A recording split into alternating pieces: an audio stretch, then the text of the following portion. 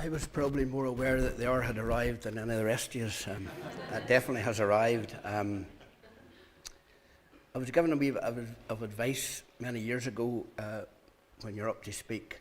Keep it short and speak about Jesus. And really that's what it's all about. It's not about me and Ricky going over to the Philippines. It's all about Jesus, all to bring honour and glory to his name. And you know, there's a great sense of unity whenever we left here, whenever we left to go. There's a great sense of unity, and there was a lot of people behind the scenes came to us with support, and we really appreciated that. And I was just thinking, you know, taking Bibles to the Philippines in their own language, it had been done before. It's not something new. Acts chapter 2 is really where it started. And we all know what happened in the upper room, and that experience led the people out of the upper room onto the streets. And it said at that time that there was people from all nations gathered.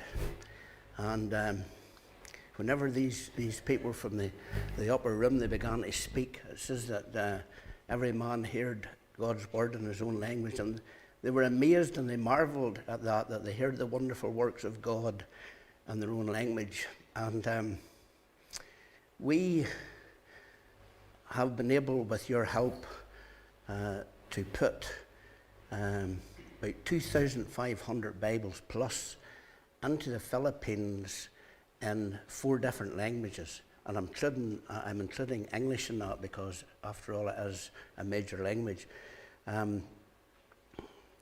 What impact is that going to have on the people? You know, Paul writes in Philippians chapter 4, he writes to thank the people of the church there for their support and for their help. And there's a wee video clip coming up, and I want to say this before you see it. Paul says that there's no other church has sent support to him. It was only that one church. And I was thinking about the impact of that. Their input away back then actually impacted on us, because that was the start of the gospel going out to the Gentiles. Now, when I heard this lady speaking, I knew that what she was saying was for the church, and I pray that this will encourage everybody here. Ricky and me both immediately knew that we had to get her to repeat what she had said, because we had no video with her, so we got her to repeat it. And if we could just run the video, I just pray that this will encourage us all. You're all involved in this.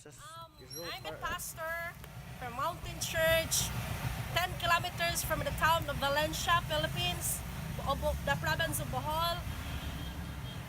Last 2011, we were visited by Pastor Philip and his company. I think that was Pastor Nick Bunay.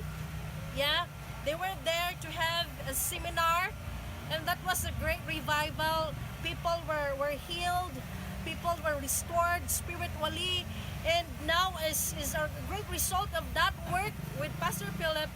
Many of our church leaders right now are praying eagerly to have Bible, and this box of Bible, this is really a great answer to all of our prayers, and we believe more discipleship, more disciples will be coming to the church through these Bibles. And guys, I know you are all an instrument of God, and we praise God for you people, though you came from a very far place, but now really God and his work is really mighty. Many will be blessed, and many will be used of God through this effort and through your gifts. Thank you, and blessings to you more and more. Hope to have you in our church in God's time. Amen. 2011, there was like a mini revival, and that church had been praying since then for Bibles. And God used this church to answer that prayer. There was no other church to give Bibles. In 6 years, they had no Bibles. So God has used us, and I think that's the way the body works. You know, they were in need. These Bibles to us is reasonably cheap. There's some people who could just never afford them. They just wouldn't have the money for them. So the Bibles that we give out, actually we give out very few Bibles because they were left with pastors because they know who needs them. The Bibles that we give out are given to people who's going to use them and who are already teachers or leaders and have never had a Bible. So we have also sent some study Bibles because, again, there's some of these young pastors and leaders, they could never ever afford a study Bible. So again, that was all to do with the generous giving of the people here, of God's people here. And I want you to feel very much part of the work. There was other things and other places that we visited. One of the places that we went to was the Bible School. My heart's in the Bible School. I'm going to give you a wee quick tour of the grounds.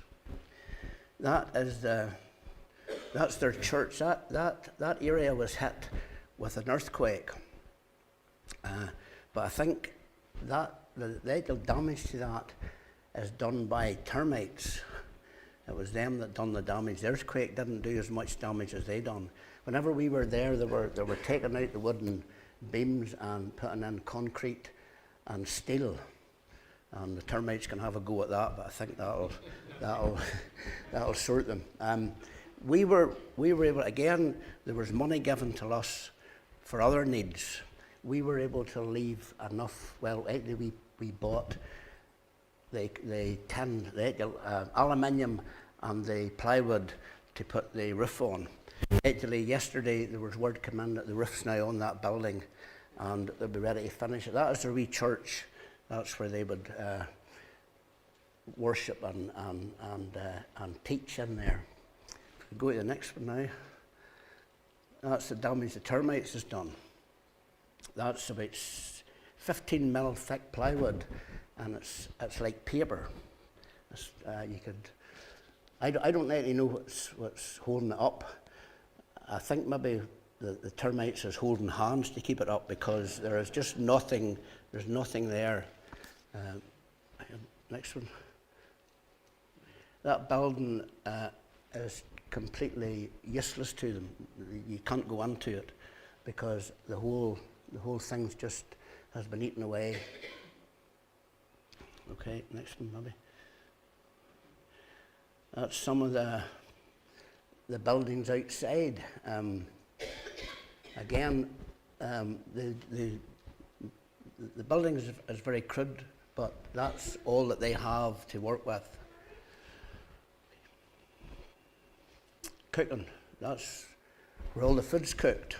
It's cooked, it's called a dirty kitchen. It's simply because the pots and pans is dirty on the outside, and that's it's just a metal frame, and it's wood. That's how they cook. If I could just say about the food, we supported the Bible school with food, and we were paying them. We were sending them £50 a month, and we thought there was other people was helping with food. But whenever we arrived there, we found that that's all the money they had for food. So they were spending £600 a year on food. The days that they didn't have food, they dedicated that to prayer and fasting and praise and worship. The extra time that they didn't spend eating. So next one. And that's where they would prepare it. It's all this is all outside because see, that building is really where they cooked and they can't use it, so and they don't have the money to repair it at the minute. Okay. Again, that's just that would be all the cooking equipment they would have. It would just be a few pots and pans. So. Again, that's just more structural damage. The crack in the corner there, that's all the damage the earthquake did. But I'll show you what it did a few yards from the church. The earthquake seemed to take a path out round. I think God's hand was in it. A wee quiet place where they can go and they can be alone with the Lord and shut themselves in and pray. And that's just that white animal there, that's part of the food too, so that'll eventually end up somebody's dinner at some stage. Student accommodation. This is where they study and where they live and where they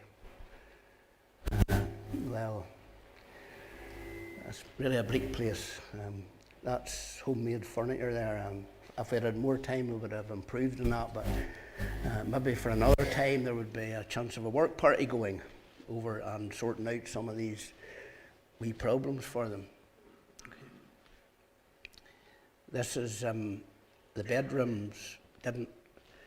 We didn't take any photos of the beds, but they're of the same standard, so it's pretty bleak place. Again, it's just more, I think, I haven't got it there, but there was only one light bulb. They had all the light bulbs taken out because that saves money. So they had one light bulb in there. So. Again, that's a bit more structural damage, just the earthquake, just wee bits of the building. So that's wee bits of maintenance that could be worked on at some stage. We maybe thinking some time of a work party. By the way, what I didn't mention was that invitation to go to her church. She'll expect people to be from this church and her church. It's given as a genuine invitation. So, okay. That's the damage. That's one of the chocolate hills. They run up the centre of the island of Bohol, and you can see that it's like somebody had just the hill in two, and that's the actual grounds of the Bible school. So the earthquake come round outside, and that's all the damage, just very, very little damage. But that whole area was devastated, absolutely devastated. At its worst, we had actually put aid in, not knowing that there was going to be an earthquake, and Philip and Tracy was able to take the aid up there and give it out. There was clothing and stuff, so it was pretty bad, and it still is. There's a lot of that. There's a lot of that area, and I think the earthquake was about maybe 6 years ago. It's just the buildings just haven't been repaired. Little garden outside where they grow some food, grow some herbs and vegetables. And then this little guy lying in the sun doesn't realise that he's part of the food chain as well. Sometime soon he'll be processed and he'll become part of the food. Bible students, there's 5 of them. There's 4 young men and a young lady. We give them, I think it was 5 Bibles each. And the way they work is they're in the Bible school Monday to Friday, and then Saturday and Sunday they're away to our churches. That's how they make their wages. And their wages would be about £1 a week, roughly. So that's to keep them in. Really, it's a pretty bleak place, that. But I had a wee worship clip, but we can't show it. We were very, very privileged to join them in praise and worship. and it was absolutely just heaven sent. They're just so on fire for the Lord. There's nothing, them conditions, again I'll go back to what Paul said, no matter what situation he found himself in, them conditions won't stop them from doing what the Lord has called them to do. If the Bible school was in a better state, there would be more young people go to it. So we're going to try to do something there to help those students. Those are the students. Actually, we have sent study Bibles to those students. When we were speaking to them, and when we heard them, what they do, and joined them in praise and worship. The study Bibles were expensive, but it's money well spent. It's absolutely just a delight to be with them. So this is moved. That was the island of Behold. Moved on to the island of Negros.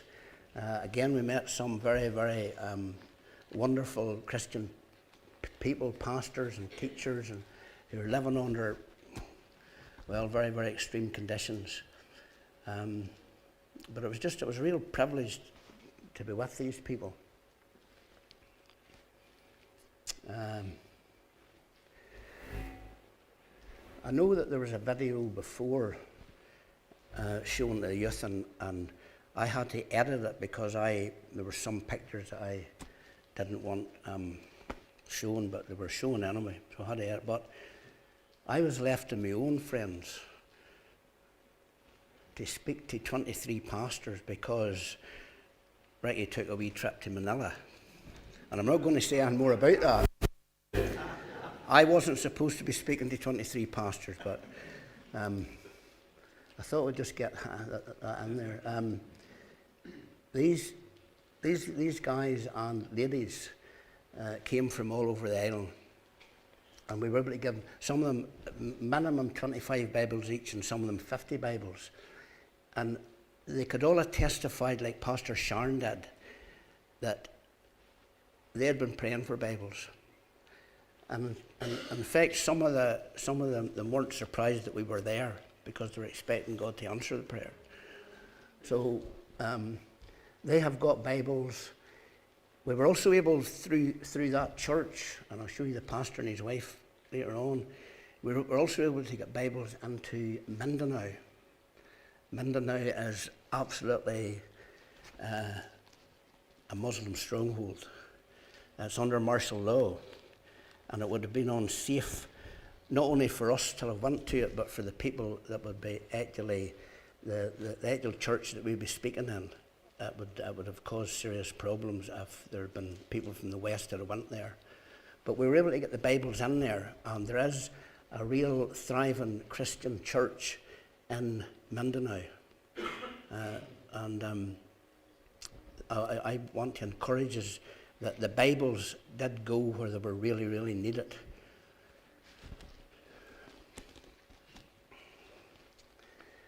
This is Pastor Ben at the far end of the table. His son Benji, his son Malwin, who are all pastors. Pastor Ricky, Pastor Philip, and another guy just sitting down there at the back. And it was just a real privilege and a joy to meet with them and to hear their story. You know, them three pastors, the areas that they came from, they were so poor that them two guys was never in a restaurant until they were about, I think it was 18. And when they went, they didn't know what to do. When they didn't know what to do, for they'd never seen food like it before. It was just a real joy to be there and to have fellowship with them. They do a tremendous job among the poorest of the poor, which is what we're that's who we're interested in working with, is the poorest of the poor.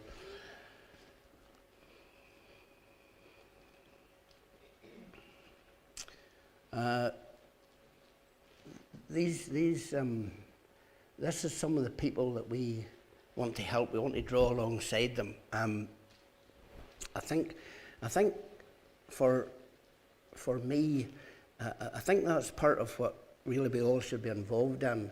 It helps. I think it's in 1 Corinthians. I think it's about chapter 12. I think there's a list there, and it starts off with apostles and prophets and teachers and miracles, gifts of healings, helps, administrations or governments, and gifts of tongues. And the helps is mentioned again in the Acts, where Paul is in a shipwreck, and it says that, or a ship, and it says that when they hit the storm, they let down helps. Helps was bands that went round the vessel to keep it together, to hold it together. And there's some of these people that we work with, and they're in a tremendous storm of poverty or whatever, and we just want to get alongside them, and we just want to help them.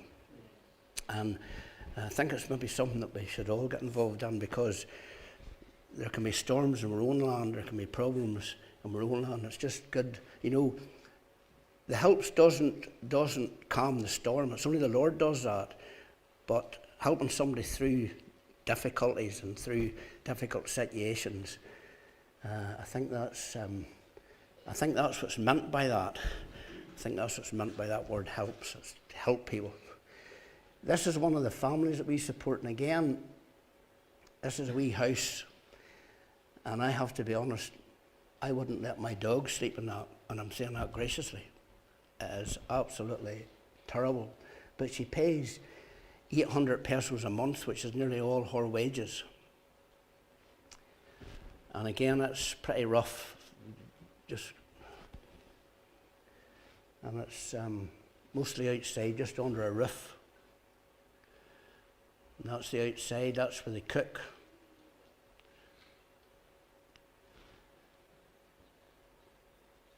And you come from that absolute poverty where people's living in squalor. We support that family. We believe, from what we're told, that they're actually Christians, but they're living in terrible, terrible conditions. You come from that. The Philippines is a beautiful country, absolutely beautiful country. Again, that's just a view. There's the chocolate hills. They run right up the centre. They're called chocolate hills because when the grass burns off them in the heat, they turn brown. So that's really just, again, that's just a wee bit of what we do, the stuff that we send out. And I am so thankful to all of you for all the items that you give to me behind the scenes. People brings clothing, they give gifts of money. It's just so important. We couldn't do this on our own. We need people to be given items. So that's some of the stuff that we always send, and we always have stuff to send. God's very, very good, and God's blessed. And this is people that we want to draw alongside. That pastor and his wife work in the north of Bohol. The two wee children there, I shared this with some people, the two wee children are wearing two T-shirts with a certain blue engine on them. And I had said I had actually packed this aid, and we had prayed.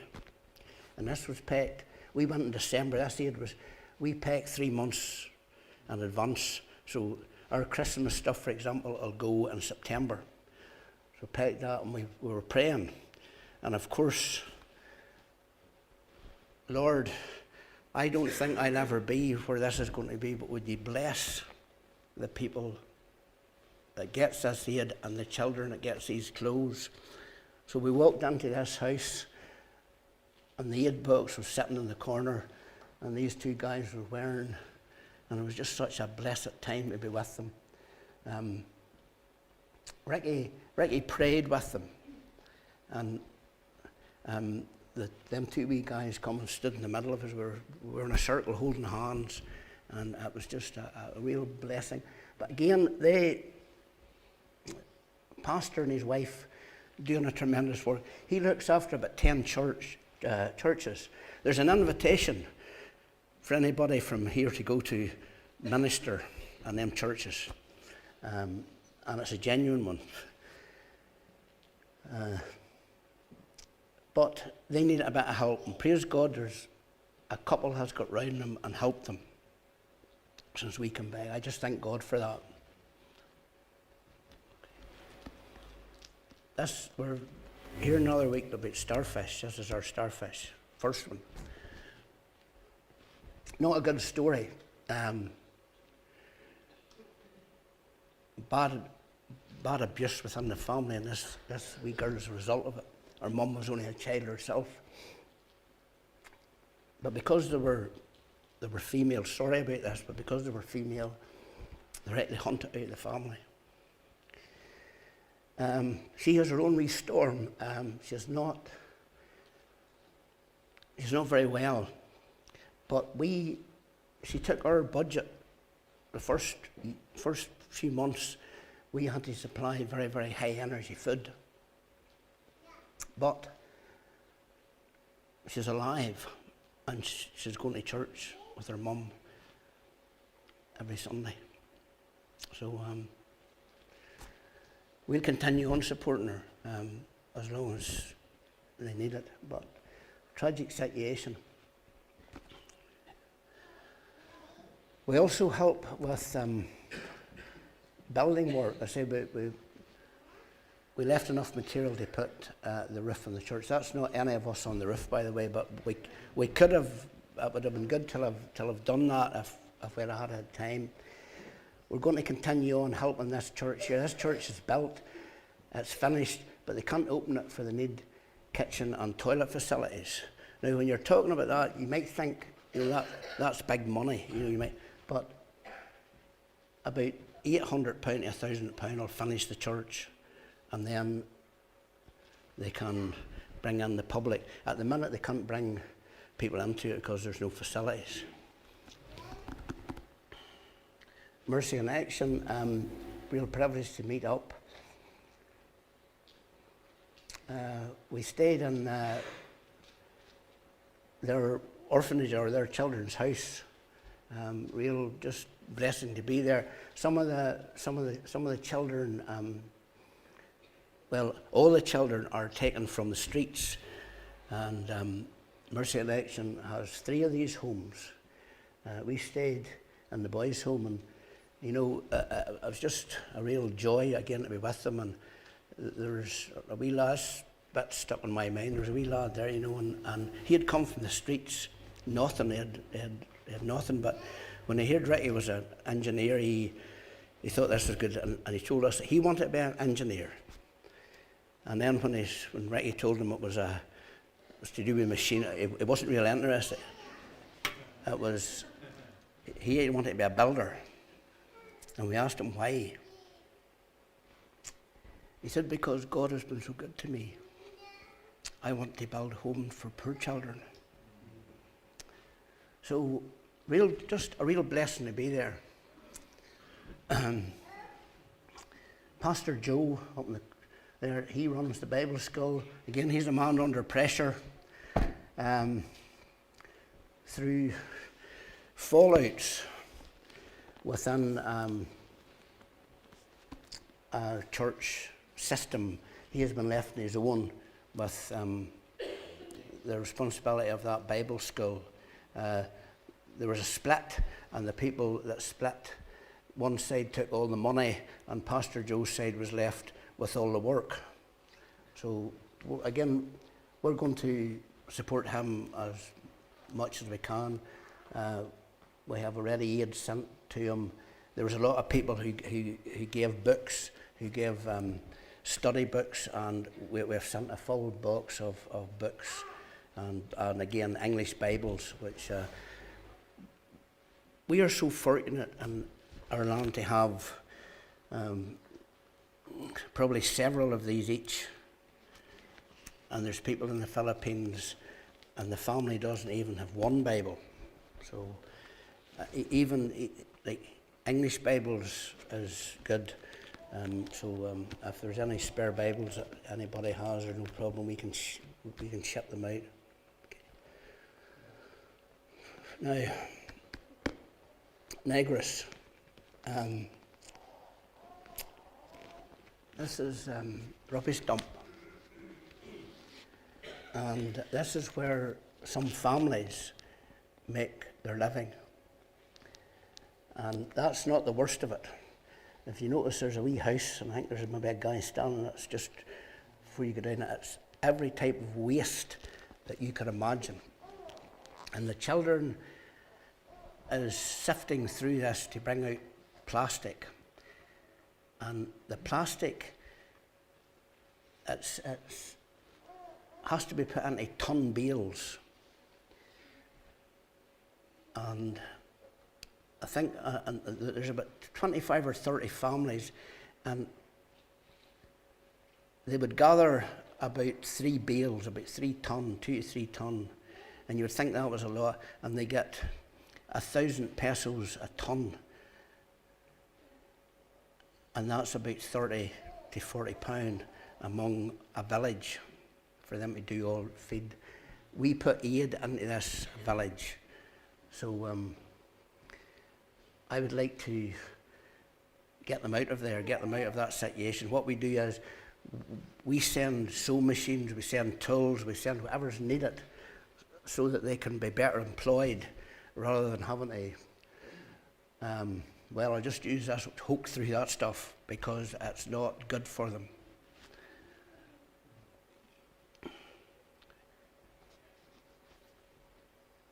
It's okay, we can go to the next one now if we have it.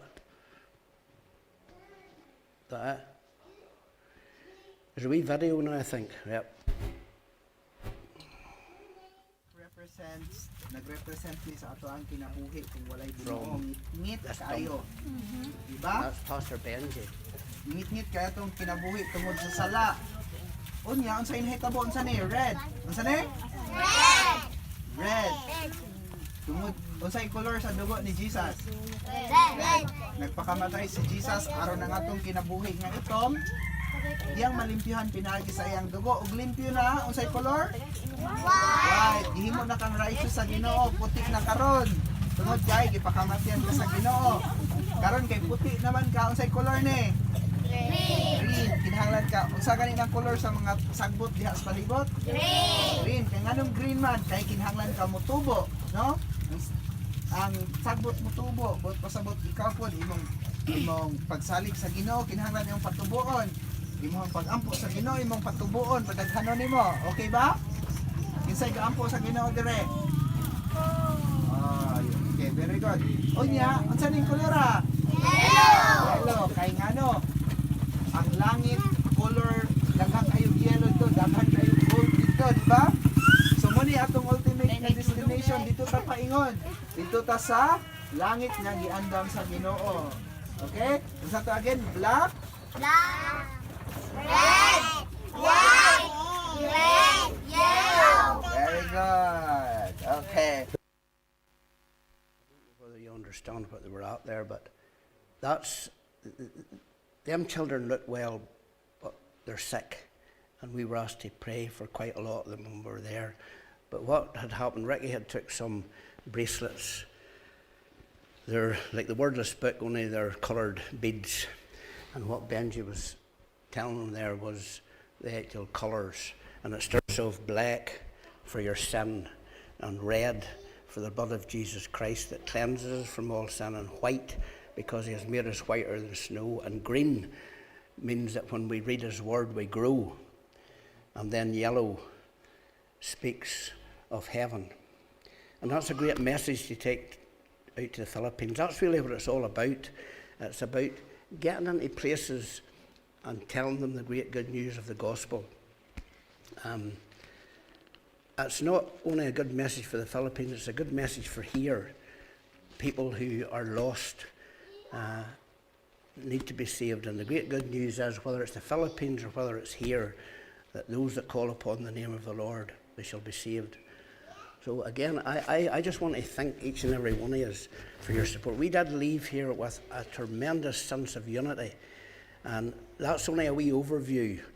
And really, it was only the video at the start that I wanted the church to see, because God, as I said at the start, we're 8,000 miles apart, but us here we've been used of God. When she was talking about instruments, that's all of us, been used of God to meet the need in the Philippines. Thank you. Amen.